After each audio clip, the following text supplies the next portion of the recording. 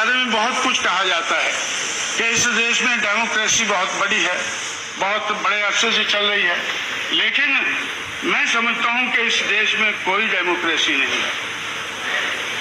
एक इस खेल चल रहा है इस देश में जिसमें अमीरों के नोटों से गरीबों के वोटों के साथ खिलवाड़ होता है। अमीरों के नोटों से गरीबों के नोटों के साथ खिलवाड़ होता है, और मैं समझता हूं कि इसको अमीरों के नोटों से गरीबों के वोटों के साथ खिलवाड़ होता है, जिसको डेमोक्रेसी कहते हैं। इसी तरह से हमारे जो चीफ इलेक्शन कमिश्नर हैं मिस्टर सेशन, तो उन्होंने एक किताब लिखी है, उसमें उन्होंने खुद कहा है कि इस देश में डेमोक्रेसी नहीं है। उन्होंने एक मिस्टर सेशन ने और उस किताब में ये लिखा है, ए हार्ट फुल ऑफ बर्डन किताब लिखी है, और उन्होंने इस किताब में लिखा है कि इट इज जो डेमोक्रेटिक कल्चर है इंडिया में, it is in an advanced stage of decay. ये डेमोक्रेसी जो है it is an advance stage of decay, ऐसा चीफ इलेक्शन कमिश्नर को कहना पड़ा है। और इसी तरह से उन्होंने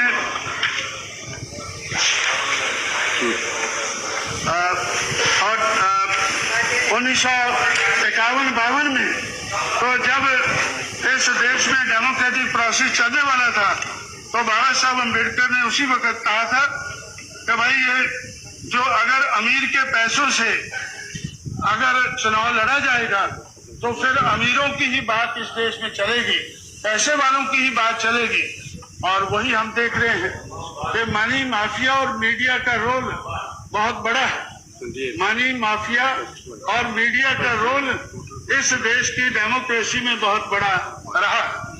तो बाबा साहब ने उस वक्त, क्योंकि लोग महाभारत और रामायण के बारे में ज्यादा जानते हैं, इसलिए उन्होंने कहा था कि I would like to refer to the Mahabharata during the battle between the Pandavas and the Kauravas.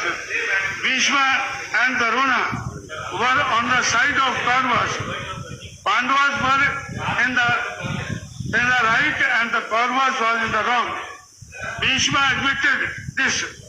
When someone asked Bhishma as to why he was supporting the Kauravas if he found the Pandavas to be in the wrong and the right, Bhishma replied in that memorable sentence, I must be loyal to the Sal. Bhishma ने कहा, I must be loyal to the Sal. If I eat the food of Kauravas, I must take their side, even if they might be in the wrong. तो उस वक्त से 1951-52 से इस बात के बारे में हमें मालूम है कि अमीर के नोटों से गरीब के वोटों के साथ खेल खेला जाता है, और हम इसको लोगों को, दुनिया वालों को बताते हैं कि इस देश में डेमोक्रेसी है। इसलिए तो रिफॉर्म की, इलेक्टोरल रिफॉर्म की बात बहुत चली है। अब मैंने वोट किया है रिफॉर्म के बारे में। अब तो एक मिनट खत्म कर दें, अभी तो आखिरी में बात कह के बैठ जाऊंगा। ये भी इस बात का एहसास है। तो इलेक्टोरल रिफॉर्म के बारे में 36 मिनट लिया। हम लोगों ने 1972 से ये काम शुरू किया है। 1990 तक तो बहुत कमेटियां उठाई गई हैं। 1972 में रॉ कमेटी बिठाई गई, उसके बाद 1974 में तारकुंडे कमेटी बिठाई गई, उसके बाद में कैबिनेट कमेटियां बहुत सी बैठी 1982 में, और उसके बाद आज तक 14 चीफ इलेक्शन कमिश्नर हमारे देश में हुए हैं। हर इलेक्शन कमिश्नर ने इलेक्टोरल रिफॉर्म के बारे में अपनी रिपोर्ट दी है कि ये होना चाहिए, लेकिन आज तक जो रिफॉर्म की बात हमने कही है वो आज तक हम कर नहीं पाए हैं, क्योंकि हम करना नहीं चाहते। हम ये करना नहीं चाहते हैं। पिछले 50 साल में इलेक्टोरल रिफॉर्म की बात तो बहुत कही गई है, लेकिन हम करना नहीं चाहते हैं, इसलिए हम कर नहीं पाए हैं। तो इसलिए मैं समझता हूं कि अगर सही मायने में पॉलिटिकल डेमोक्रेसी को रिस्टोर करना है तो हमें ये रिफॉर्म करने होंगे। और political democracy without social and economic democracy ये भी इस देश में आज तक कामयाब नहीं हुई है, आने वाले समय में कामयाब नहीं होगी। इसलिए अगर हम पॉलिटिकल डेमोक्रेसी को कामयाब बनाना चाहते हैं तो हमें सामाजिक और आर्थिक दिशा में जो परिवर्तन चाहिए वो परिवर्तन करने चाहिए।